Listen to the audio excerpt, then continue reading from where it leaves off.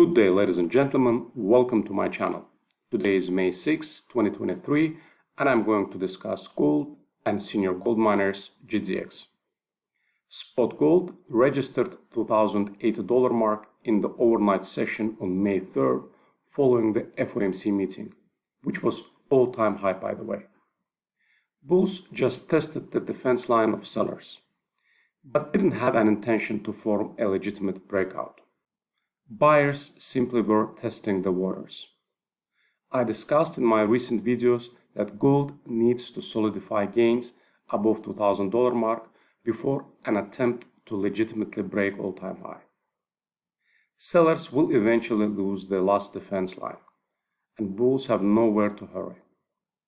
Such small attacks slowly weaken the defense line of sellers, which will eventually crumble down and open an easy way for buyers. So big picture looks good, and I'm glad that gold sold off to accumulate more power for the next attempt, which will likely result in a legitimate breakout. Let's zoom in. Gold has been trading in an ascending channel for the past 2 months. Last week, I suggested that gold might have bottomed, but equally said that a slingshot should not be ruled out before an advance higher. The trouble in the US banking sector triggered another premature spike in gold, which immediately reversed from the upper band. Gold formed a shallow breakdown of the lower band of the channel prior to an advance. Going forward, it is getting a little bit tricky and tougher to trade the formation. At this point, I favor a slingshot towards the lower band of the channel, and even a slight violation, where gold tests 1975-1985 level one more time.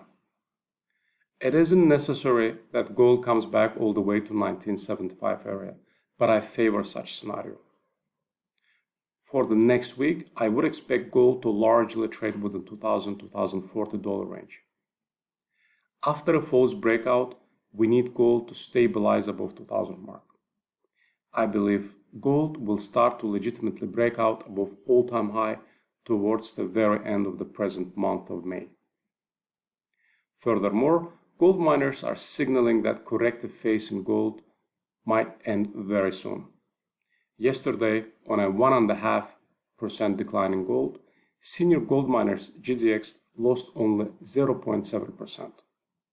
Normally, gold miners should have ended the day with 2.5–3% decline, but that didn't happen. So smart money finally starting to pile up into the precious metals miners.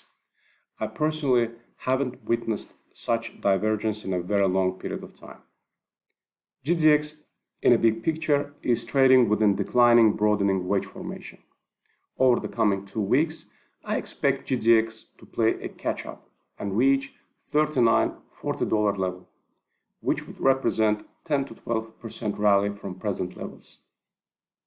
Then GDX will likely pause for a couple of weeks under a 3-year resistance, and at some point, likely in June, will legitimately break out, taking it to 2020 highs around $44–45 level.